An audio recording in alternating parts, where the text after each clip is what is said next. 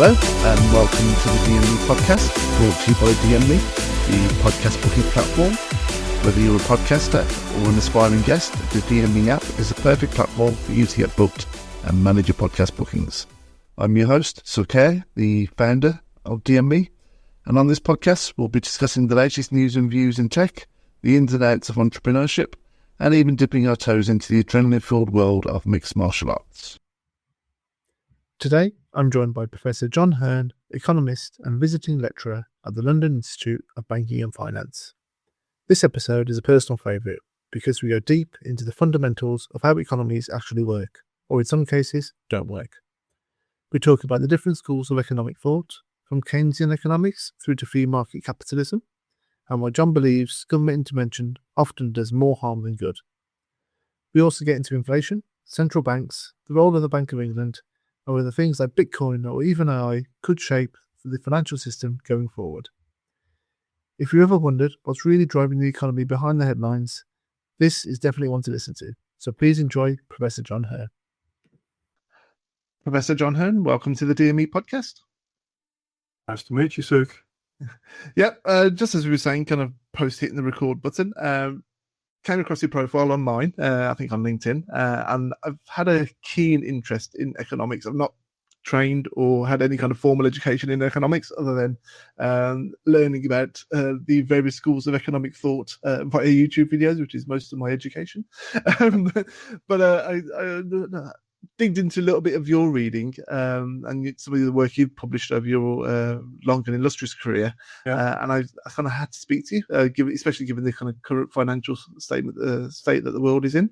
So for our audience, could you just explain that you're currently a professor at the London Institute of Banking and Finance, and I've been there for a number of years. Could you just explain a little bit to our audience your own background and what the Institute's goals are and kind of some of the kind of economist works it does?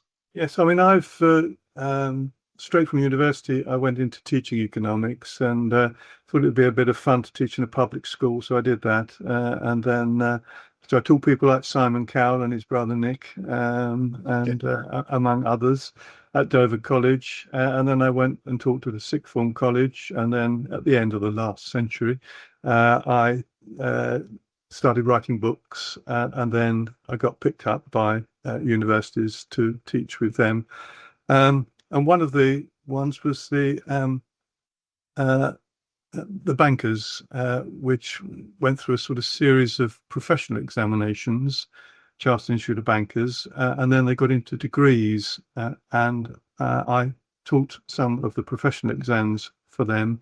And then they asked me to teach on their degree course. So they became the Institute of Financial Studies, and then they became the London Institute of Banking and Finance, and they've now renamed it as Walbrook. But these days I'm more or less a guest there because during the pandemic I gave my courses to other people, and I set up a website to help them, undergraduates, during the pandemic, and then that sort of went worldwide. So it starts with the courses that I did. So there are sort of 10 introductory lectures on economics, 10 on banking and finance, some 10 more advanced lectures, chats with influential people like yourself around the world, and about 50 articles, all of which designed just to promote thinking, because students like the fact that there are people out there with different arguments and they'll argue with each other, and when they suddenly reach that eureka moment, they go, wow, yeah, got it now, I can see that, and they'll go out and talk on my behalf and on their behalf as well. So I these days guest on things. I advise in various countries like India and Uganda, and I do podcasts, and indeed anyone who asks me to do things, and then I can pop them on my website and let other people benefit from your and my experience. Awesome.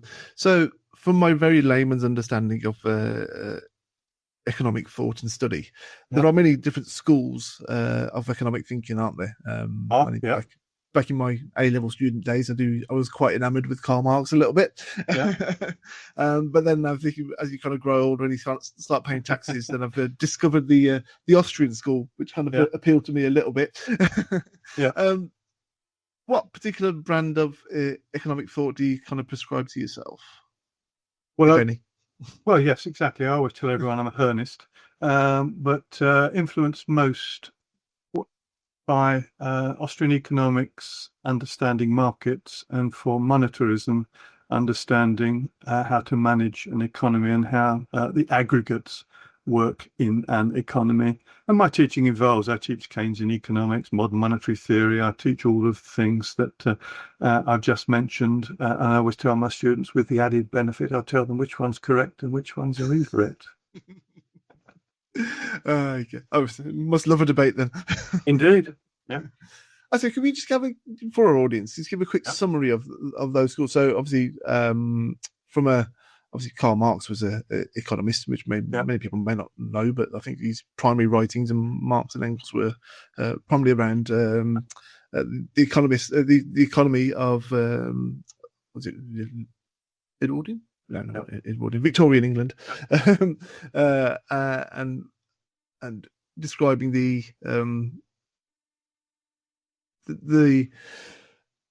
not the benefits, but the misallocation of capital and the inequities of it. And then I think, from my understanding, I think that later developed in the early 1900s with Keynesian economics. Keynesian economics is more around big government spending, if I'm right. It's influential in terms of making economists seem that they can do things in the economy that they can't do. So I can explain to you why Keynesian economics is wrong. And modern monetary theory now has sort of developed out of Keynesian economics. I often have to explain to them why they're wrong. So there's really nice discussions with that group of people. But you're quite right. You're stepping from thought economics into the real world. And it really becomes a debate in the real world between socialism and, I tell everyone, I'd love to be a socialist. I'd love to be a person who said, let's all share things. Let's all work for each other. Let's work hard and we'll share it all out and we'll all be better off as a result of it. And then capitalism, which is that sort of tough world that you go out there, you take risks, you have ideas, you probably fail. But the one or two people who don't fail might be very successful and become very rich and very wealthy. So it's more, in a political sense, it's looking at those two things. Well, Austrian and monetarism supports capitalism, if you like, whereas Keynesian, modern monetary theory, Marxism all support an intervention by government to manage all of these things. So I can explain why that doesn't work and why we should look much more to capitalism. So there's a nice article on my website about the wonders of capitalism. And of course, everyone blames capitalism for everything that happens and wants more and more government intervention. So I'm continually trying to correct the idea that governments can actually do anything positive. They tend to just intervene and cause problems rather than actually doing. They cannot grow the economy. Rachel Reeves, before her first budget, I said, this is what you've got to do. And of course, didn't. And then I explained exactly what you're going to do. Will not grow the economy. It will cause unemployment to rise and create stagflation. Exactly what has happened, because you cannot grow an economy by governments spending money. You have to think about what grows an economy, and what grows an economy is invention and innovation. And invention and innovation come from the private sector. There's nothing ever in government that is, well, they usually say government's full of failed businessmen and businesswomen, isn't it? Because they couldn't hack it in the real world out there. Sorry, I'll let you. No. Otherwise, I can carry on for hours. No. You're more than welcome to. There's probably about half a dozen points I'd like to jump on that. Let's just go back to the original first point you made about capitalism. I've had a thought, or capitalism seems to be suffering from a branding failure, because I think everyone, even whichever side of the aisle you fall on, everyone kind of accepts that capitalism is a dirty word, and people are refrain from using it or are embarrassed to use it. I always prefer the term free markets because it seems to be kind of more descriptive, and it's harder to challenge. Do we have a branding problem with capitalism? Oh yes, definitely, and it's quite nice in a sense because whenever I mention it, I have loads of people jumping on me and saying that capitalism is terrible and it destroys economies and it creates great inequalities, and so it goes on. So I can always then sort of come in and tidy up that statement. But yes, you're right to say free markets because free markets is what capitalism is all about. Capitalism is just about private property rights, the fact that people can own things, and when they own things, they might want to do things with them, and then they might want to say, well, that's a good idea. I think I'll make myself rich by doing that. And I often said to my students, if you go out there and you see a great Rolls Royce pull up and out jumps a capitalist who's made his money or her money doing things under free markets, and go and thank them because they've raised your standard of living and they've made you better off, and shake their hands. If out of that car jumps a politician, you can go over and punch him on the nose. He hasn't done any good for the economy other than interfere. There is a role for government. There's a limited role for government in the economy. We need government to provide the public good. Now, the public good is the good which is not excludable or rival, non-excludable, non-rival, which means it's something like street lighting.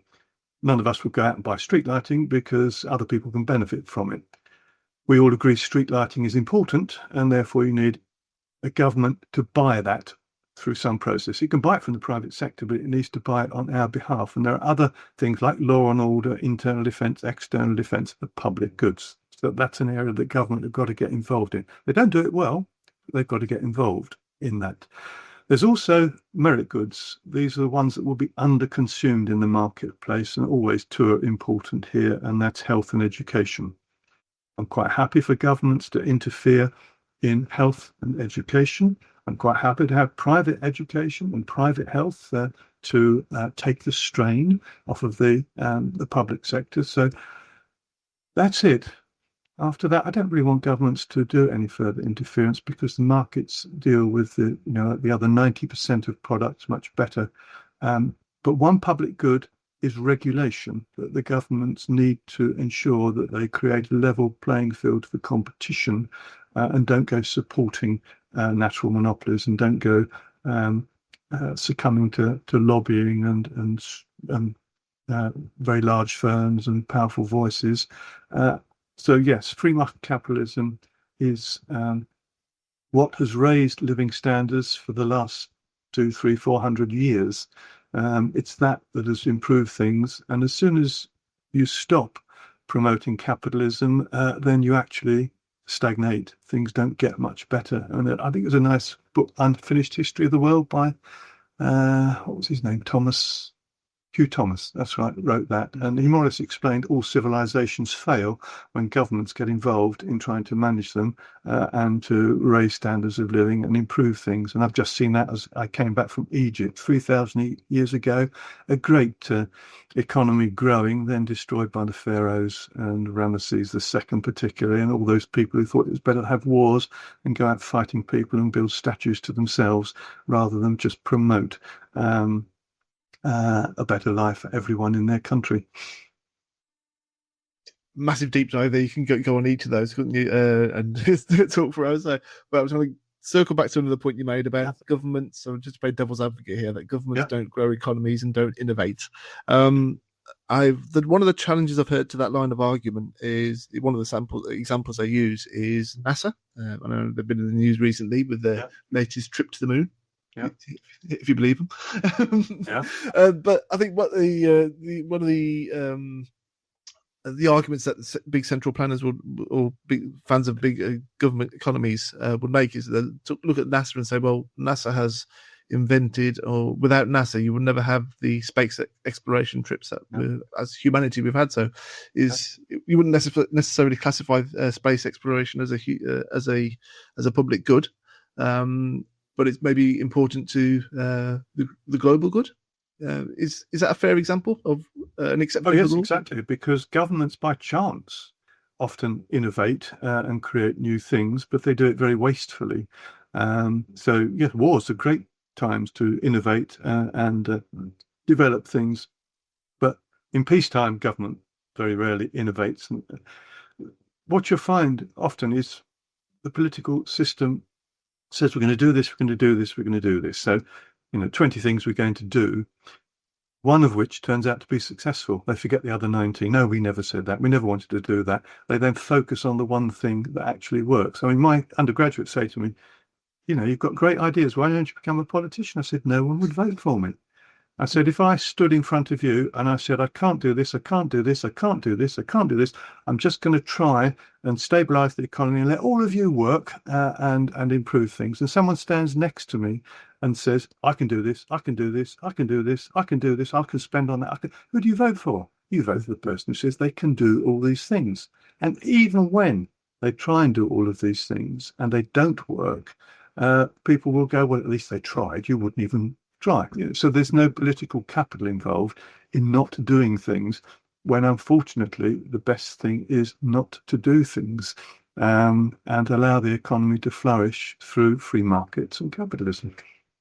Yeah, I'm just thinking over the course of my adulthood, there's been very few examples of world economies taking on the free market approach. I think the one that's kind of making the most noise at the moment is Javier Milei in Argentina. Yeah. And I can't remember an example in my lifetime of any other government that's actually tried. There may have been a smaller scale. I'm not overly familiar, but I remember all the use cases I've kind of read or learned about have been maybe Hong Kong or Singapore, which were obviously decades ago. But is Javier Milei in Argentina kind of showing that a new way is possible without massive government spending, without big governments? If you rely on free markets, we've got a use case there that we can point to. Yeah, very interesting, because he says the right things, and it's taking on board, if you like, that limited government is better than big government. Argentina has always gone through such bad times and hyperinflations in the past, and no illustrations of governments ever doing things successfully. So I think that there's probably a tendency there to give it a go. Let's see if this works. And it does seem to be working. It will work given time, whereas we have never got quite that bad. And countries have never got quite that bad. So we'll go, no, we'll give you another chance. See if you can do it. See if you can do it. And through my whole lifetime, there has been a sort of little dribble of more and more intervention by government, trying to solve things, trying to improve things. And they really have, just from my observations, made things worse, not better. I think one of the other big advocates of free markets was Milton Friedman and the Chicago School, right? Yeah. The 70s and 80s. Yeah. Now, you might correct my history here a little bit, but didn't the Chicago School use Chile as a example for their economic policies? And was that I've heard conflicting stories about the success or failure of Chile when they tried to implement the Chicago School's economic policies. Yes, sure. I mean, it's almost the same thing with Thatcher as well, because Thatcher came in wanting to pursue a sort of monetarist approach, and once they get drawn into the politics of things, it gets distorted and misused. And the Chile situation, Chile is still one of the nicer countries to visit in South America, I must admit, but they took on board a much more intrusive form of monetarism than I would ever promote, because monetarism is only about one simple thing, and that is you can control inflation and stabilize an economy if you do this. And Thatcher talked about it and unfortunately didn't do it. In fact, one of my students at the time, was Cambridge at the time, and he wrote an article then for which I helped him that said, will Thatcher turn towards monetarism? Because she was always turning towards things. And although they said it, they never did it. They never pursued a monetarist policy, but they did talk about it. It's very, very difficult to implement a monetarist policy because there's some simple things to do which go against the current narrative of how economies should be managed. And there's lots of misunderstandings. The misunderstandings from Keynesian economics is that you can budget for a deficit to deal with high unemployment. When you've got full employment, you can budget for a surplus to make sure you don't get inflation. And there is a nice little talk that I give on my website about this, because it was mistaken. They budgeted for a deficit and it caused inflation. So along come the Keynesians, the followers of Keynes, and they say, no, that's all right. This isn't inflation caused by too much demand in the economy.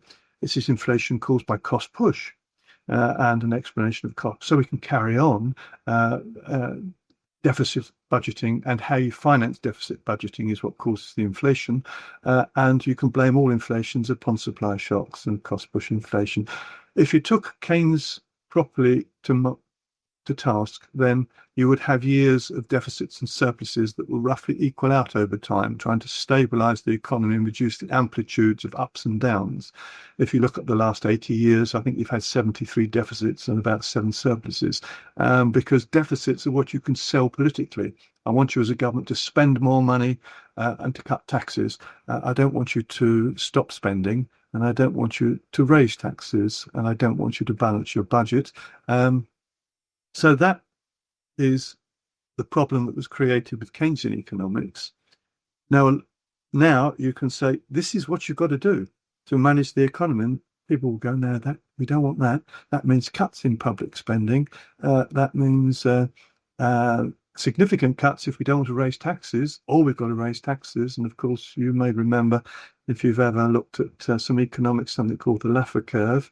And the Laffer curve explains exactly what happened now when I said to Rachel Reeves that if you pursue this policy, you will get less tax, not more tax, because you've reached a point where people are not, they're going to leave the country, they're going to sort of sit back and relax and not.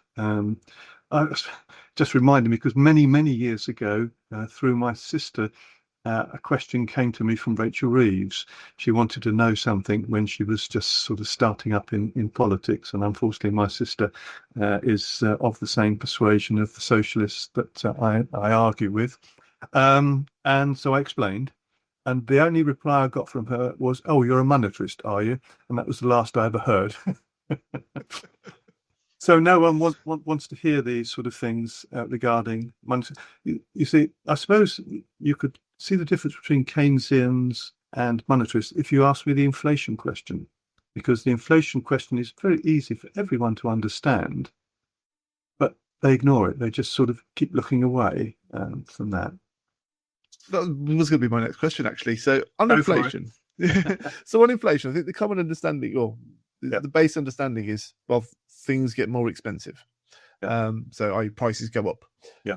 But is that actually what the definition of inflation is? Because I had the alternative is actually, no, it's an increase of the money supply. Yeah. It's not an increase in the money supply. It's a simple definition of averages. So if the average price is rising, that is inflation. If the average price is falling, then the word deflation is used. So that's the definition. You can increase the money supply and not get inflation. You might say, "Oh, I'm inflating the money supply, aren't I?" You are, but that's not inflation. Inflation is the result. Inflation is the average level of prices rising, the average level of prices falling. And it's important as well to talk about the average, because many of the arguments for cost push inflation are just keeping the average the same, but changing relative prices. So oil prices going up now, whether they go up to 50, 80, 100, 200, don't cause inflation. That won't raise the average level of prices. It raises the price of oil and energy. Other prices will fall because people have got less money to spend on other things, and to sell you other things, they'll start to bring the price down a little bit. Averages don't change. There's only one thing that can change the average, and that's the monetary demand, which is mainly the money supply, but there's actually a slightly different word. Monetary demand growing faster than output. If monetary demand goes faster than output, the average will rise. Now, that's easy to understand if I just say to you, how do you measure inflation? You measure inflation by more units of money in the same number of transactions. That's how you measure it. You've measured more units of money in the same number of transactions, so you ask the question, where do more units of money come from? They don't come from oil companies. They don't come from wages going up. They don't come from import prices. There's only one place that comes from, and that's through monetary policy managed by the Bank of England. The Bank of England is the sole source of all the inflations that we have had in this country, and cost push inflation is just a myth that is used, particularly by Keynesian economists, to carry on pursuing the wrong policies. Perfect segue to my next question then, on central banks and the Bank of England. So, like I said, my layman understanding of economics, and one of the first videos I watched on YouTube was a video called "The Money Masters." I think it dates back to the 90s, and it explained, rightly or wrongly, the history of central banks around the world, and how they actually secretly control the world's economies. So, I think the Bank of England dates back to the 1700s, 1780s, yeah, something like that. So how do they control the money supply, and are they ultimately responsible, as you just suggested? Right. Firstly, the Bank of England were involved under the gold standard, and then the gold exchange standard, and then the gold exchange standard stopped in 71 when the Americans couldn't really continue to finance a situation where the actual price of gold was significantly different from the official price of gold. They were losing too much of their Fort Knox gold under those circumstances. They needed lots of money to finance the Vietnam War. They cancelled it. So from 1971, you have fiat currencies. So fiat currencies are not backed by anything at all other than the central bank's provision of currency. Now, the money supply is made up of two components. It's made up of currency or cash. It's made up of a base money, which is the stuff that you use if you hold dollars or if you hold sterling. And it comes from what's credit-created money, which was created by private banks when there was a net increase in their loans. Because when a bank creates a loan, it creates a loan on top of its base, on top of its cash. And if you look at the money supply now, it's more than 90% of it was created by private banks, and about 10% or less is the currency that's circulating in the economy. And the whole thing works through confidence. As long as everyone thinks that they can get their currency whenever they like, they can. If they all try, they can't. But if they all think they can have it, then they don't want to hold currency. They want to use currency to buy goods and services. So the monetary system needs to understand that. Now, the central bank directly controls the amount of currency in the economy, but they influence what banks can do to create loans. So if you go back to the sort of 60s and 70s, there were strict rules about how much increase private banks could have in loan creation. Now there's less controls. And in a sense, less controls on private banks gives the opportunity for central banks to blame private banks. They're the ones causing all the inflation. They're the ones who are expanding the money supply. To go, no, they're not. They're under your control. And if you think about it, the Bank of England's got an inflation target. Now, the Bank of England wouldn't have an inflation target if oil prices caused inflation or if any other things caused inflation. They have an inflation target because they can hit it. They can hit it by managing the level of monetary demand in the economy. With they can't do it precisely, but within a percentage point or two. So central banks are controllers of the money supply and monetary demand. And what the central bank does will determine the rate of inflation in your country. So something I explained when we had the QE program, which is just an expansionary side of currency provision, that will lead to double-digit inflation in 12 to 18 months' time. And exactly, it did that. But people at the Bank of England are not, there's a big enough gap, 1 to 2 years before pumping money into the economy actually has the detrimental effect, by which time you can blame somebody else for that rather than accept responsibility yourself. And on my website, there's a number of chats with Paul Fisher, who was on the Monetary Policy Committee for nearly 10 years, I think it was, and head of executive markets at the Bank of England. Eddie George's private secretary, worked with Mervyn King and worked with the Canadian President, Mark Carney, that's right, come back to and we have a few chats on there one of them is on inflation, and another on quantitative easing, quantity of money. And Paul's one of the better members of the MPC, mainly because I talked to him. But it's an interesting listen because he's, within the Bank of England. So you can hear that sort of Bank of England speak, but with a sort of reverence for some of the things I say because I used to be his teacher. Okay, well, yes, I think another segue I've got is I've been a fan of cryptocurrency and Bitcoin especially since about 2010 when I first kind of learned about it. How is Bitcoin and cryptocurrency specifically, is it a counter to the current monetary system that we have, and the fiat money and the fact that the whole system relies on confidence? It could be otherwise classed as a confidence trick.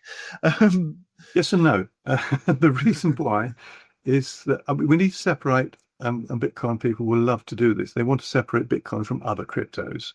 And I enjoy discussions with the Bitcoin community, and again on my website there are discussions with Bitcoiners that are on there, and they invited me to one of their conferences on the Isle of Man a couple of years ago, and more recently I was in debates with them, because Bitcoin would be a perfect international currency except for one fatal flaw, and the fatal flaw in Bitcoin is 21 million Bitcoins. Because it has a limit on the amount that can ever be mined, it will never become a satisfactory medium of exchange, because a medium of exchange mustn't, for to work efficiently, would have zero inflation, zero deflation. You can't quite achieve that target, but it would have very low one or the other. The thing about only 21 million Bitcoins in circulation is that's deflationary. So as economies grow, there won't be more money there to actually carry out transactions. Now that means that the value of the Bitcoins will actually rise when the average level of prices fall. But because the level of Bitcoin prices are rising, people will see it as an asset and want to hold on to it rather than use it in exchange. So Bitcoin will never become a money, but its value is based upon the fact that it will become a money. And when that sort of gradually gets into people's heads, it will begin to lose value. And in fact, the last talk I gave to Bitcoiners, or the last discussion I had, let's say, with Bitcoiners, was they said, "Have you got any Bitcoin?" So I said, "No, I wouldn't." And I said, "I advise people on Bitcoin, by all means, trade it. You can trade it and make money, but don't hold on to it long term, because it won't be, it's not a long term investment." And they said, "All right, we'll open you a wallet of Satoshi, and we'll put some Bitcoin in for you, and you can watch what happens." And on this particular day, they opened a wallet for me, and they put in 65,000 sats, which valued then at £50. And I looked at it this morning before I talked to you, and it's now worth £28. So it's almost halved in value since I gave this talk about 8 months ago. But as I say, carry on looking. It'll eventually go back up again. But it's the fatal flaw. Bitcoin cannot become a currency because it has not got the ability to grow with economies. Okay. So use it as a trade. Counter to my personal biases, but I'll have to take that under consideration. And I did buy a few Bitcoin back when it was about $200 or pounds each. Unfortunately, I sold them before they actually skyrocketed. So I could have been sitting nicely, mortgage free, but not to be the case, unfortunately. But I think you're right. People hold Bitcoin more of an asset than actual money in terms of trading. I think I remember when Bitcoin first tried to use it, and trying to send Bitcoin to somebody else, the amount of hurdles in the way and the barriers to doing so, and the fear of actually losing your money losing your Bitcoin, should I say, was quite extensive. I think the friction in the system has become easier. And although I think you may be right in terms of the limitations of Bitcoin, even though I think it's divisible up to 8 decimal places or something like that. It is sorry, just take the divisible word, because that's often something that they use to say, no, you can expand it because it's divisible into more and more units, but the total doesn't change. I mean, I can divide sterling into pounds, pence, farthings. You can divide any total up into smaller and smaller units. But if you want the total to increase, that's the Bitcoin problem. The total won't increase. So the divisibility is actually a sort of irrelevance. I will bow to your expertise there, John. I wanted to argue the case. I'm not smart enough. I'm not deep enough into it then. Okay, so just kind of obviously on the podcast, we try to kind of focus on tech and business, and we've talked about kind of various monetary policies and how they can work and some not work, and some of the innovative technologies. The other big technology boom over the last few years has been AI and artificial intelligence. How do you think that will kind of transform financial services in this country, or will it even? I'm not sure it will transform financial services, but what it may do, what I would hope it would do, is sort of help split up financial services into component parts, because, like we've just mentioned, there's a part of financial service which involves in trading. There's a part of financial services which is investments for people long term, perhaps for their pensions and things of that sort. And there's a part of financial services which is banking. And again, an article on my website explaining why you've got to separate retail banking from what I could call casino banking, where you get into the trading side of things, because there's a cross-subsidization between them. And retail banking is something that should be safe for people to put their money somewhere and not think it might be a risk of being lost completely if the other side of the bank puts loads of money into Bitcoin at the point in time it collapses, and therefore the whole bank goes down. So retail banking is a fairly sort of traditional thing, and artificial intelligence can improve that. Artificial intelligence can improve trading. Artificial intelligence can improve a lot. I'm amazed by artificial intelligence, that it's so good at trawling information. And I've even had conversations with artificial intelligence, asking me questions, and I've answered them. And it sort of talked to me like another person, trying to adjust its points of view about something. You know, inflation, you say this and others say that. So can you explain why? So you find a lot of artificial intelligence does now explain inflation correctly, because they have asked me to explain this to them. But yes, I'm amazed. In education, it's both an advantage, and it's probably a bigger disadvantage to the development of intelligence with students, because O-levels, A-levels, degrees, you don't want people to be accessing information. I mean, I can go on now and I can say, write me a 3,000-word essay on the impact of inflation on the Argentinian economy, and it'll come out within a few seconds with exactly that. I can then hand that in as my work, and so that's got to stop. You can't do that, which means that really O-levels, A-levels have all got to be closed book examinations. You can't really allow them to just research through AI what they've got to do. Degrees the same, dissertations. So degrees, closed book examinations, dissertations, and PhDs have really got to be 90% primary research, and perhaps 10%, not 100% AI generated for my PhD. So AI is creating lots of problems in education, which I think you can overcome. But as often happens in education, the problem just gets worse and worse and worse, because no one's prepared to deal with it until it's too late. But I think very early days, someone said, have you read this about yourself? And they just asked AI about me, and it came back with a long piece about me, telling jokes about Monty Python and Hitchhiker's Guide to the Galaxy, because somewhere it knew that I'd talked about these things. And it was amazing how precise it was, just because it thought I was wonderful. No, it didn't think I was wonderful, but it was very precise in what came out.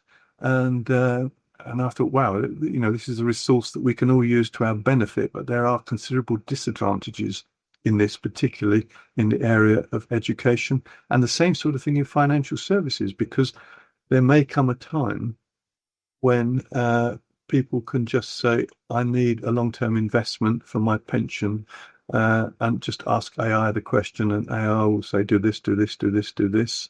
And it'll probably be more precise than going to a financial advisor saying, I need this. So AI could, remove certain human actions, such as financial advice. Yeah, I think there are actual LLMs and models that are specifically designed to do this. You put in all your characters and all your variables in terms of age, income, savings, etc., etc., etc., and it will chart out a full savings and investments plan for you, and do that. So yeah, I'm aware of a couple of platforms that actually do that already, and it's been pushed by financial advisors. So it's sort of replacing them, but not quite. So they're using it as a tool. But if we kind of revert back to the start of the conversation, the cynic in me goes, there's not going to be too long before some of the big banks and the evil capitalists kind of inject their own training into those models and steer them down. Invest this money with us, whether that's the right thing to do or not. Yeah, that's right. And I suppose it's interesting that you said evil capitalists, because you straight away jumped in onto that side of capitalism is evil. And the whole thing about capitalism is that it's not evil unless it becomes part of something which is taking you away from free markets, taking you away from competition, taking you away from the truth, and scamming you, if you like, almost. And that is a problem that government needs to deal with. I mean, at the centre of all kind of economists is a person, and you mentioned earlier about the banking system being about confidence, and I think there is a school of economic thought about behavioural economics, I believe, which is very much around this. I mean, a logical reason wouldn't necessarily cause a run on the banks, but because you're dealing with human beings and human people, they are reacting to information from the external side, then they will panic and create a banking crisis that you may not be able to model on a spreadsheet, but when you introduce the human factor in it, that's one thing you can't calculate for, or you can't account for. Right. I mean, the interesting thing was Northern Rock. Yes, exactly. That's what I was thinking. Northern Rock as a bank went down when it had a fairly sound model. Its problem was that it sold on its loan, on its mortgages to other markets to create funds to expand its business. And they didn't always coincide, so it often needed to borrow to close this gap. And then at certain times it had a sort of mismatch, and it asked for support at the Bank of England.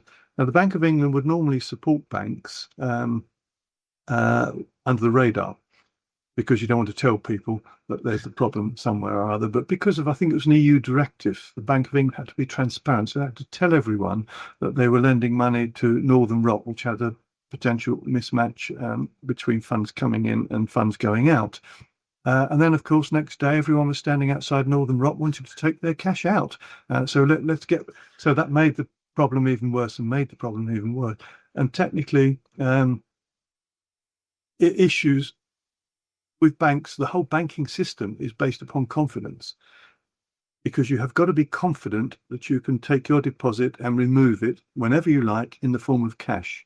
As I said to you, there's less than 10% of all of the deposits at banks are available in cash.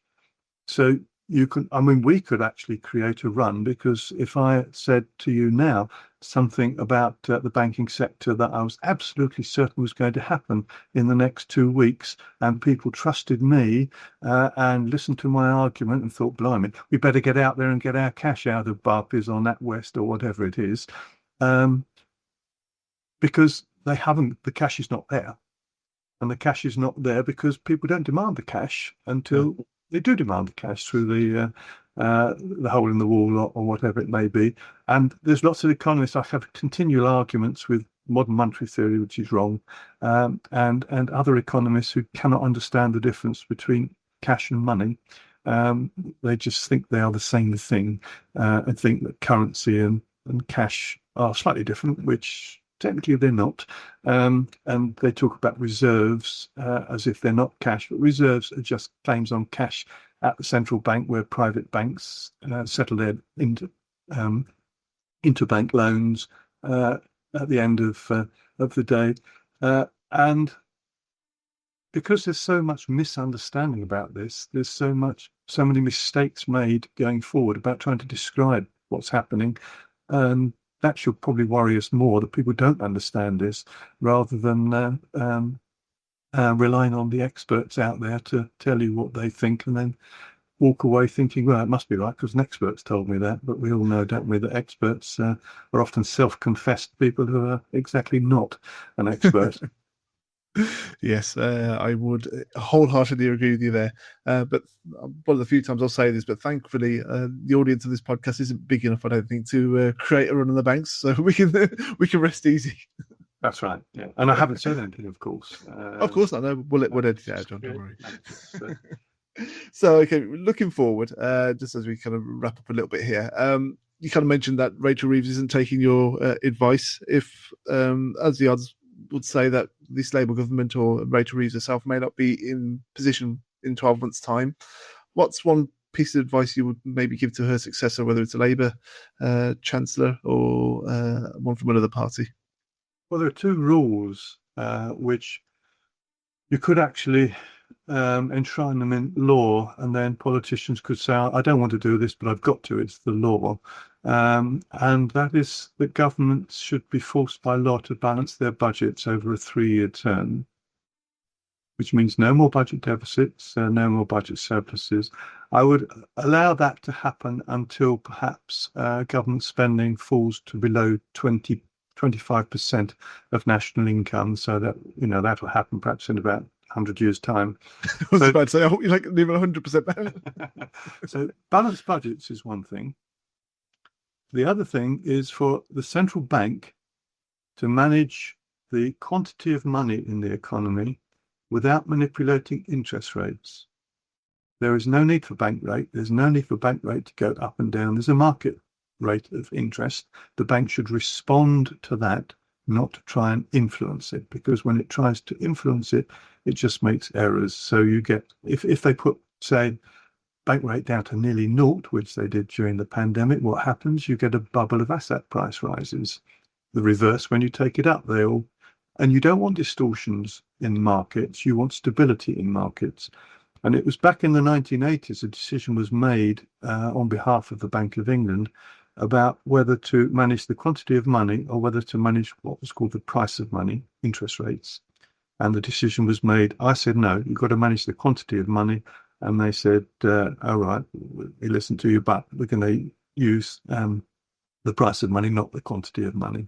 And so interest rates have been manipulated, and it's unnecessary to manipulate interest rates. But it produces another discipline on government spending and another discipline on the central bank. So about to do two things: enshrine in law, Bank of England cannot manipulate interest rates, and government treasuries have got to balance their budget over a 3-year term. So, and that will make us all better off, and it would allow the economy to flourish, and we'd all become great fans of capitalism once again. Free markets. And free markets, that's it.